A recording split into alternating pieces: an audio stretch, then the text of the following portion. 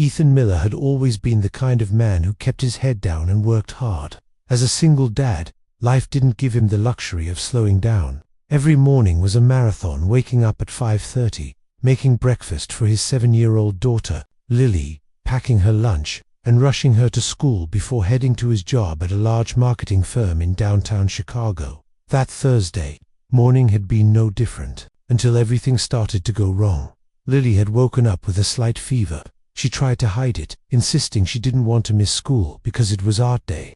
But halfway through breakfast, she grew pale and complained her stomach hurt. Ethan's heart sank. He couldn't just leave her home alone, but missing work again this month could be the last straw. He called his manager, left a voicemail explaining he'd be late, then rushed Lily to the nearest clinic. The wait was longer than expected, and by the time she was seen by a doctor, who confirmed it was just a mild stomach bug, Ethan knew he was already in trouble. When he finally made it to the office, he was called straight into HR. The conversation was short and cold. "Ethan," the HR representative said, barely looking up from her papers, "this isn't the first time you've been late. The company needs people who can commit fully to their role. I'm afraid we have to let you go, effective immediately."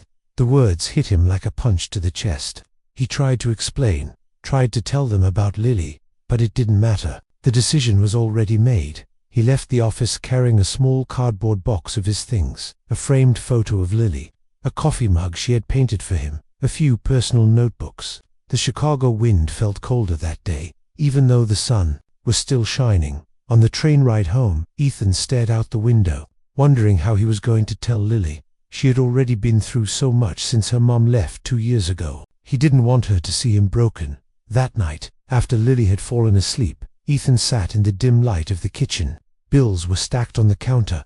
His savings were barely enough for a month's rent. He ran a hand through his hair, trying to keep his breathing steady. It was then, in that quiet, hopeless moment, that his phone buzzed. A number he didn't recognize lit up the screen. He almost ignored it, thinking it was another spam call, but something in his gut told him to answer. "Hello." His voice was rough, tired. A calm, deep voice spoke on the other end. "Mr. Miller, this is James Carter, CEO of Carter & Co. Marketing. I think we need to talk." Ethan froze. Why would the CEO, the very top of the company that just fired him, be calling him personally? If you want to know what happens next, how a single phone call changed both Ethan and the CEO's life, don't forget to like, share, and subscribe so you don't miss the rest of this story. Ethan gripped the phone tighter, unsure if he had heard correctly. "Ah, yes. This is Ethan Miller," he replied cautiously. "Mr. Carter, I understand. I thought my employment. I'm aware of what happened earlier today." James Carter's voice interrupted, not unkindly but with a firmness that suggested he was a man used to being direct. "I'd like you to come to my office tomorrow morning. There are some things we need to discuss, and I'd prefer to speak face to face." Ethan hesitated. It felt like a cruel twist of fate, the CEO calling him after he'd been let go. Was this some sort of formality? A corporate courtesy? Or worse, was it to make sure he signed paperwork he'd missed? But something about James's tone was different. It wasn't cold or distant, like HR's voice earlier. There was a strange undercurrent of curiosity. "I'll be there," Ethan finally said, though his voice carried more uncertainty than confidence. After hanging up, he sat at the kitchen table staring at the phone. He had no idea what tomorrow would bring. But for the first time that day, there was the faintest flicker of something he hadn't felt since morning: hope. The next morning, Ethan dropped Lily off at school, reassuring her that he would pick her up early so they could spend the afternoon together.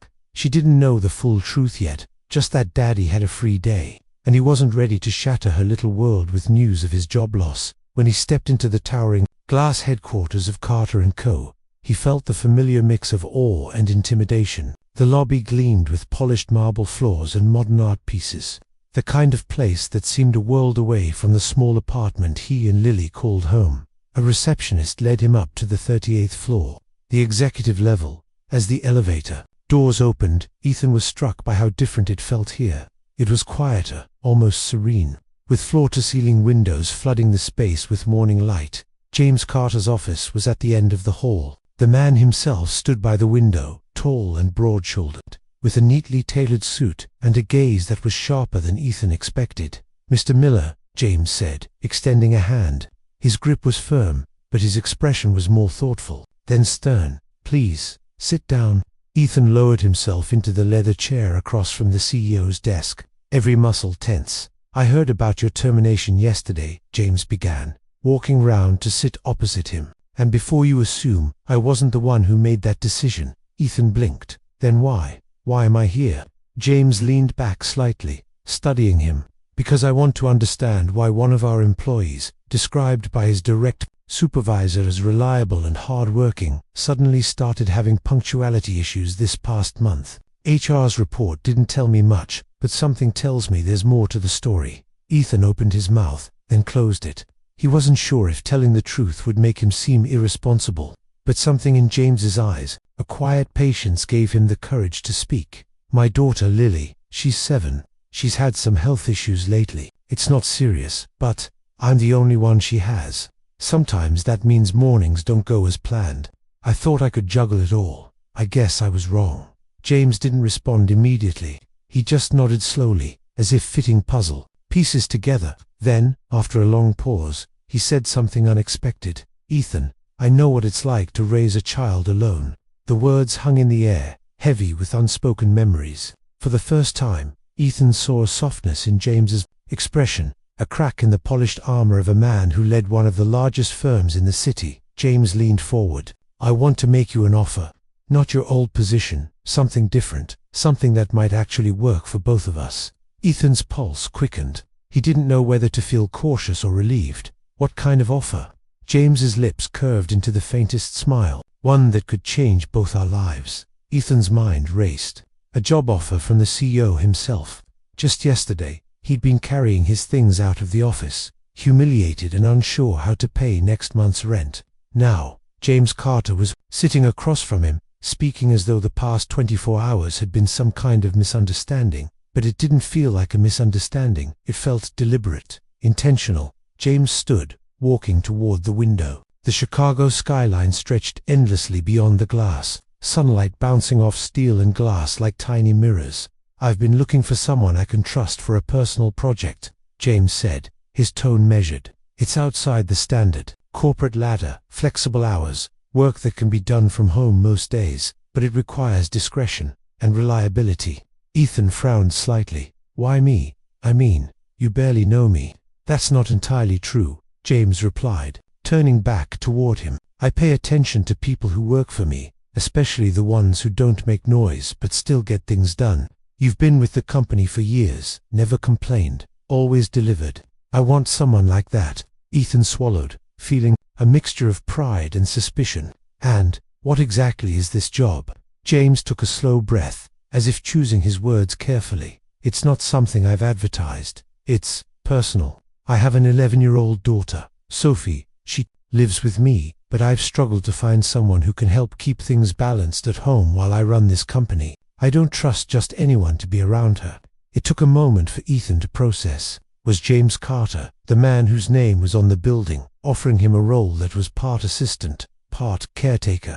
"I know this is unconventional," James continued, "but I'm offering a competitive salary, benefits, and the flexibility you clearly need for Lily. I'd rather give this to someone who understands the weight of being a parent, someone who gets it." Ethan leaned back in his chair, the air thick with possibility.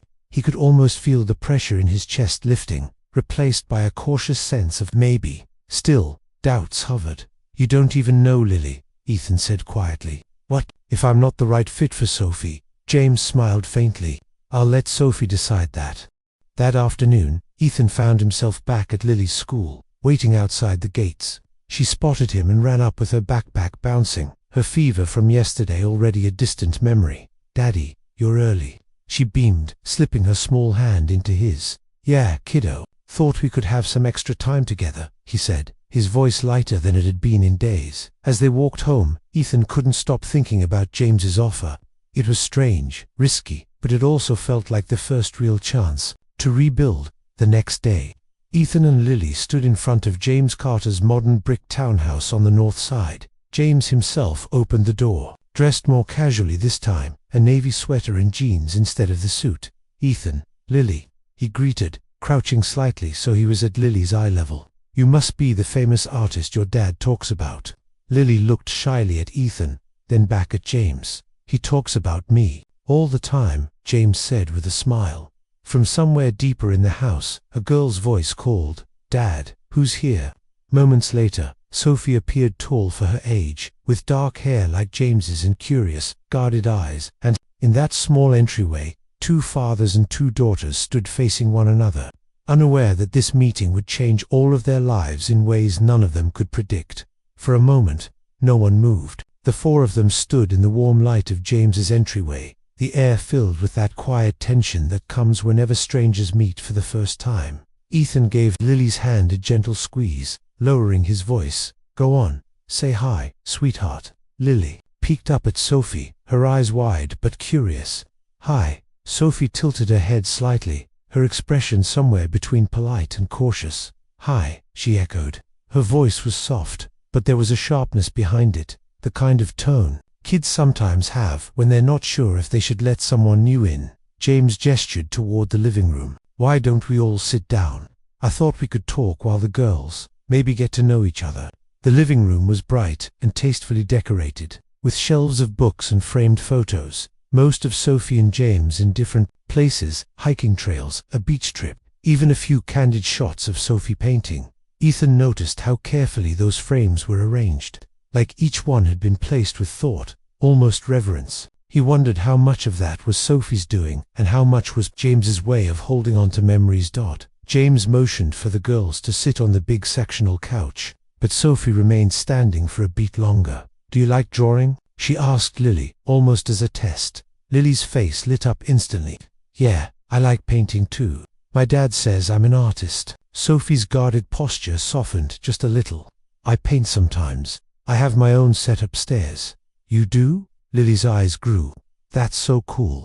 In that tiny exchange, something shifted, not a full breakthrough, but the first thread of a possible connection. James seemed to notice it too, while the girls wandered over to the coffee table. Now chatting quietly, James turned his attention back to Ethan. "I'll be honest," James began, his tone lower now. "I didn't want to hire a stranger off a website for this. Sophie's been through a lot since her mom passed. She's careful about people. I think she might see something in Lily, and in you, that could make this work." Ethan nodded slowly. "I get it. Lily's mom left when she was 5. She doesn't talk about it much, but I can tell she keeps parts of herself locked away. I guess that's what happens when you lose someone in a way you can't explain." James studied him for a moment, his gaze not just measuring, but almost understanding. "It's not the same kind of loss, but I know that locked away feeling. Sophie had to grow up faster than she should have." They both glanced toward the girls, who were now giggling over a sketchbook Sophie had pulled from a shelf. Lily was holding a pencil, Sophie pointing at a half-finished drawing of a city skyline. "You said this would be part-time," Ethan said carefully. "How does that work?" James leaned back slightly. "You'd help manage Sophie's schedule, get her to and from activities when I can't, be there for homework, maybe cook dinner a couple of nights. Some remote administrative work for me, as well, nothing overwhelming. I'm offering a salary higher than what you made at the firm, and you can keep your afternoons flexible for Lily." It was generous, more generous than Ethan expected, and the way James spoke, it didn't feel like charity. It felt like a genuine offer from one single father to another. Before Ethan could answer, Sophie called out from across the room, "Dad, can Lily come upstairs? I want to show her my paints." James raised an eyebrow at Ethan, a small smile tugging at his lips. "Looks like she's already passed the first test." Ethan chuckled quietly. "Guess so." And just like that, Lily was heading up the stairs with Sophie, her small backpack bouncing against her shoulders. The sound of their footsteps faded, replaced by the faint hum of the city outside. James looked back at Ethan. "So, what do you think?" Ethan took a deep breath, realizing this was more than a job offer. It was a doorway into a completely different chapter of his life. "I think," Ethan said slowly, "I'm willing to try." James's expression softened. "Good, let's see where this goes." The first week felt like stepping into an unfamiliar rhythm, one that required both patience and quiet observation. Ethan was used to working in a corporate environment where deadlines were strict, meetings were endless, and no one cared what was happening in your personal life. This was different. Every morning, he'd drop Lily off at school, then drive to James's townhouse. Some days, Sophie would already be at the kitchen counter, working on a puzzle or reading. Other mornings, she'd still be upstairs, slow to come down, her hair a little messy and her mood unreadable. Ethan learned quickly that Sophie wasn't unkind, just cautious. She'd test him in small ways, asking if he remembered how she liked her oatmeal, watching to see if he'd notice when she was quiet after school, handing him her backpack without a word to see if he'd carry it without being asked. He passed most of her tests without even realizing it. One afternoon, Ethan arrived early and found Sophie in the backyard, painting on a canvas balanced on an easel. She didn't turn around when he stepped outside, but she spoke. "You're not like the others." "The others?" Ethan asked gently. "The people Dad hires. They smile too much. They try too hard." She dipped her brush into a jar of water. "You don't do that." Ethan smiled faintly. "Maybe it's because I'm not trying to be anyone but myself." She glanced over her shoulder, studying him for a moment before going back to her painting. "That's good." Lily adapted faster than Ethan expected. She liked coming over after school, sometimes finishing homework at the big kitchen table while Sophie worked on her art. The two girls had begun to share little things, favorite snacks, silly jokes, even a small notebook they passed back and forth, filled with doodles and notes. Ethan noticed how James watched them when he came home in the evenings, like he was quietly cataloguing each smile, each laugh, storing them away for the nights he worked too late and missed them entirely. One Friday, after the girls had gone upstairs, James poured 2 glasses of water and handed one to Ethan. "I haven't seen Sophie open up this much in a long time. She talks about Lily and about you." Ethan set the glass down carefully. "She's a great kid, and Lily likes having someone to share her art with. It's good for both of them, I think." James nodded, then leaned against the counter. "You're making this work better than I expected. I'm glad I made that call." Ethan thought back to that night, when he'd almost ignored the unknown number. If he hadn't picked up, none of this would be happening. Still, there were moments of hesitation. Ethan knew this arrangement couldn't erase the reality that his life was still fragile. One bad month, one unexpected bill, and everything could shift again. But for now, there was stability, and maybe even the beginning of something stronger. As he left that evening with Lily's small hand in his, he glanced back at James standing in the doorway. There was a flicker of something unspoken between them, the quiet recognition of two men who had both lost something, but were slowly finding pieces of it again. If you've been following Ethan and James's story, you can probably feel something shifting here, not just between them, but in the way their daughters are connecting. Because this is where unexpected challenges will test everything they've built so far. And if you're enjoying the journey, don't forget to like this video and subscribe so you don't miss the next chapter. The following Monday began like any other. Ethan had dropped Lily off at school and was on his way to James's townhouse when his phone buzzed with a message from James. "Meeting ran over. Sophie's home, can you check in early?" Ethan replied that he was on his way, thinking nothing of it. But when he arrived, Sophie wasn't at the kitchen table like usual. The house was strangely quiet. He called out, "Sophie," and heard a muffled sound from upstairs. When he reached her room, he found her sitting on the floor, her back against the bed, sketchbook in her lap. Her eyes were red, and she quickly closed the book when she saw him. "You okay?" he asked gently, kneeling down so he wasn't towering over her. She hesitated, chewing her lip. "I'm fine." It wasn't convincing. Ethan didn't push. Instead, he sat beside her and glanced at the sketchbook. "Can I see?" After a pause, Sophie handed it to him. Inside was a half-finished drawing of a woman's face, elegant, kind, with eyes that seemed almost alive. "My mum," Sophie said quietly. Ethan's chest tightened. "You're really talented," she shrugged. "I don't remember her much, just little things. Sometimes I draw so I don't forget." They sat in silence for a moment before Sophie's voice dropped lower. "Dad's been different lately. He's around more when you and Lily are here, but when you're not, it's like he disappears into work again." Ethan wanted to say something reassuring, but the truth was, he didn't know how to promise a child that her parent would be present when life kept pulling in other directions. That evening, James came home earlier than usual. The girls were in the living room, building a fort out of blankets and couch cushions, their laughter echoing through the house. Ethan pulled James aside into the kitchen.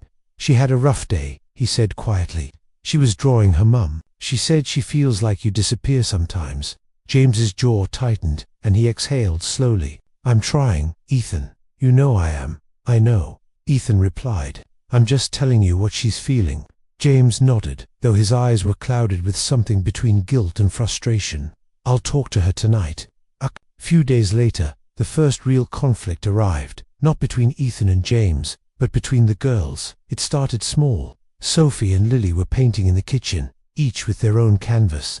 Lily accidentally splattered a streak of blue paint across Sophie's nearly finished piece. It's ruined, Sophie snapped, pulling her canvas away. I'm sorry, Lily said quickly, but Sophie was already standing, her voice sharper than Ethan had ever heard. You always mess things up. You just take over everything. Lily's face crumpled. I didn't mean to. Before Ethan could intervene, Lily had dropped her brush and run upstairs that evening. After James got home, they sat together in the living room once the girls were in their rooms. They're still figuring each other out, Ethan said. But Lily, she's sensitive. Sophie's words cut deep. James rubbed the back of his neck. Sophie's the same way, just in a different direction. She lashes out when she feels like she's losing control. For the first time, Ethan saw a parallel between their daughters and between themselves. Both were learning to share something they weren't used to sharing: space, time, and the fragile trust of a blended kind of family. Upstairs, in their separate rooms, two girls lay awake, both wondering if they'd just made a mistake in letting someone new into their lives. Downstairs, two fathers sat in the quiet, neither saying it out loud, but both realizing that this was the moment that would decide whether the fragile bond they'd started building could survive its first real test. The next morning, the air in James's townhouse felt heavier than usual. Sophie sat at the kitchen counter with her cereal, avoiding eye contact, while Lily lingered near the back door, pretending to study a potted plant. Ethan could sense the wall between them. All right, he said gently, setting his coffee mug down. What happened yesterday isn't how we're going to leave things. Sophie's spoon clinked against her bowl. It was an accident, I know, she muttered. That's not the same as saying you're sorry, Ethan replied. Lily's voice was small. It's okay, Dad. She didn't mean it. James, who had been leaning against the counter quietly, stepped forward. Girls, sometimes saying sorry isn't just about the other person. It's about reminding ourselves that we don't want to hurt people we care about. Sophie's eyes flickered toward him, then toward Lily. For a long moment, neither girl spoke. Then, Sophie slid off her stool and walked over to Lily. I'm sorry, she said, her voice quieter than her usual confidence. I worked hard on that painting and I got mad. But it wasn't your fault. Lily looked up, studying Sophie's face. Then she gave a small smile. It's okay. We can make a new one together. It was a small exchange, but Ethan felt the tension shift, not vanish entirely, but soften into something manageable. Later that week, James suggested a Saturday outing to the Art Institute of Chicago. If they're both into art, he said to Ethan, maybe seeing real works up close will inspire them, give them something to share. The plan worked better than expected. The girls wandered from gallery to gallery, pointing out details in the paintings, whispering observations to each other. At one point, Lily stood in front of a massive landscape, her hand in Sophie's, both of them staring like they'd just stepped into another world. Ethan found himself standing beside James, watching the scene. They look like they've known each other for years, Ethan said. James's smile was faint but genuine. Sometimes it doesn't take years, just the right moments. That afternoon, they stopped at a small cafe near the museum. The girls shared a slice of chocolate cake, forks clinking against the plate as they traded bites. Ethan noticed the way James relaxed in these moments, his usual corporate edge replaced by something gentler. It struck Ethan that behind the tailored suits and big office, James was just another dad, trying to figure out how to raise his child without breaking her spirit. You know, James said after a sip of coffee, when I called you that night, I wasn't sure if you'd even pick up. I thought maybe it was a long shot. Ethan chuckled softly. I almost didn't. I figured it was a spam call. Guess we both got lucky, James said, his tone low but sincere. The days that followed found a new rhythm. Sophie and Lily started small projects together, sketching city skylines, making clay figures, even trying their hand at watercolor. There were still moments of disagreement, but now they seemed to bounce back faster. One evening, after the girls had gone, Upstairs, Ethan and James sat in the living room with the faint hum of the city drifting through the windows. "You've been good for her," James said suddenly. "Both of you. She laughs more, talks more. She even leaves her room without me asking." Ethan leaned back. "And you've been good for Lily. She's lighter. I didn't realize how much she needed another steady presence." For a moment, the conversation hung there, unspoken truths resting in the quiet between them. They both knew this was becoming more than just a job arrangement. Upstairs, the girls were lying on the floor of Sophie's room, sketchbooks open. Sophie was showing Lily how to shade a drawing. "Do you think our dads are friends now?" Lily asked suddenly. Sophie grinned faintly. "Yeah, I think so." Neither of them knew how true that was, or how much those friendships, both theirs and their father's, would soon be tested by what was coming next. It happened on a Thursday evening, one of those days where the city air felt thick and restless. Ethan had just finished helping Sophie with her math homework, while Lily colored quietly beside them at the kitchen table. James was running late, another board meeting, another late dinner. Around 6:30, the sky outside turned the color of wet concrete, and a distant rumble of thunder rolled in. Sophie glanced toward the window, her pencil pausing mid-sum. "I hate storms," she murmured. Ethan offered a reassuring smile. "It's just noise, nothing to worry about." But when the lightning flashed a few seconds later, Lily jumped. Ethan moved closer, draping an arm around both girls. "We're fine, just the weather saying hello." At 7:15, James's call came short, urgent. "Ethan, I'm stuck in traffic. There's a huge accident on the Kennedy. Power's flickering in your area. Just stay with them, okay?" "Of course," Ethan said, glancing toward the kitchen light that had just dimmed slightly. "We're fine here. Drive safe." 5 minutes later, the power went out completely. The house fell into an instant. Heavy silence, broken only by the sound of rain hammering the windows. Sophie's voice was small. "Dad always lights candles. When this happens," Ethan moved into the kitchen, found a drawer with matches, and soon the living room glowed with the soft light of 2 candles. Lily had moved closer to Sophie without saying anything, and Sophie, surprising even herself, let her stay there. They sat together on the couch, the candlelight flickering against their faces. Ethan told them a story about the time he and his brother got caught in a summer storm while camping, how they had to huddle under one sleeping bag until it passed. It wasn't a great story, but it was enough to make them smile. It was nearly 8 o'clock when they heard the sirens, not from the street outside, farther away, echoing in the distance. Sophie's eyes darted to Ethan. "Do you think?" Ethan shook his head quickly. "Your dad's fine. Traffic just sounds worse when it's wet out." But as the minutes dragged on, Ethan found himself checking his phone repeatedly. No new messages, no updates, no updates. When headlights finally swept across the front windows, Sophie was on her feet before the car even stopped. James came through the door, soaked from the rain, his hair plastered to his forehead. "You're okay," Sophie said, her voice trembling as she rushed to him. "I'm fine," James assured her, wrapping her in a tight hug. "Traffic was a mess. I just couldn't get a signal for a while." Ethan caught his eye over Sophie's shoulder, a silent understanding passing between them. The girls had been scared, and both men had felt the weight of it in their chests. Later, after the power returned and the girls were upstairs, James stood in the kitchen with Ethan. "I don't like that I wasn't here," James said quietly, pouring himself a glass of water. "They needed me, and I couldn't get to them."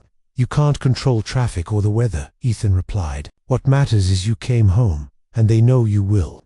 James nodded, though his expression was still troubled. "Sophie told me you kept them calm."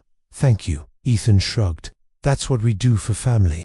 The word hung in the air, family, heavier and truer than either of them had admitted before. Upstairs, in Sophie's room, Lily whispered in the dark, "I wasn't scared because your dad wasn't here. I was scared because I didn't want you to be alone." Sophie didn't answer right away. Then she rolled over to face Lily. "Thanks for staying with me."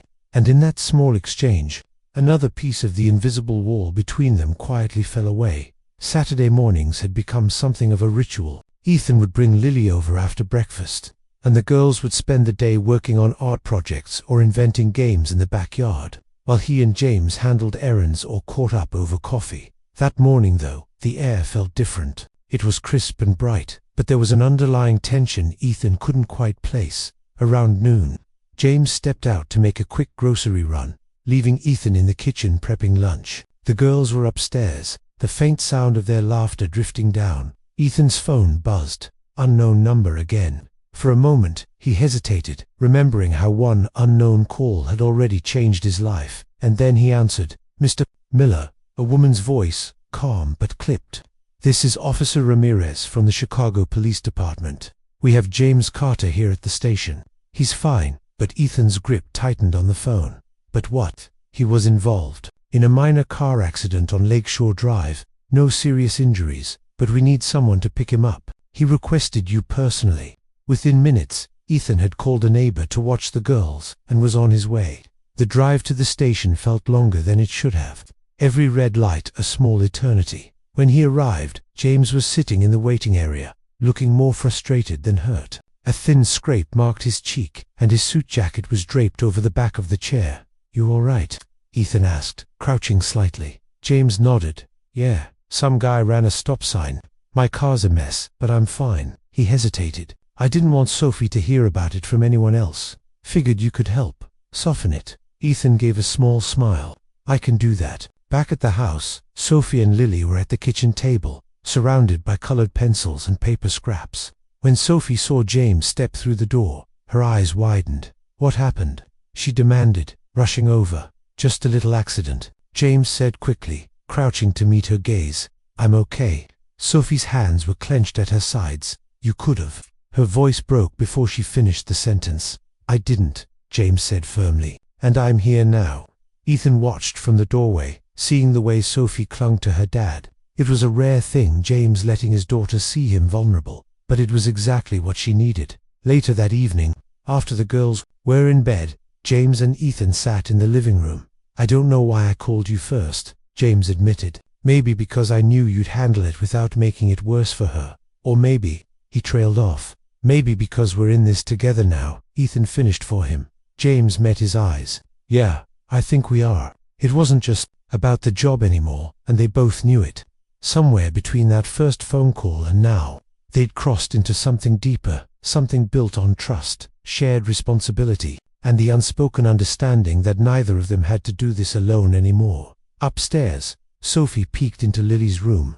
"Hey," she whispered. Lily sat up. "Yeah." Sophie stepped inside, hesitating for a moment before speaking. "When I thought something happened to Dad, I kept thinking, at least you'd be here. I wouldn't be alone." Lily smiled faintly. "You wouldn't be." And just like that, the bond between them, fragile only weeks ago, had become something solid and unshakable. The accident had been a wake-up call, though neither James nor Ethan said it aloud. Life was unpredictable, and if the last few months had taught them anything, it was that family, however it was formed, was what anchored you when everything else felt uncertain. A week after the accident, James invited Ethan and Lily over for Sunday lunch. It wasn't unusual anymore. Their visits had become part of the rhythm of both households, but this time, there was something different in James's tone when he extended the invitation.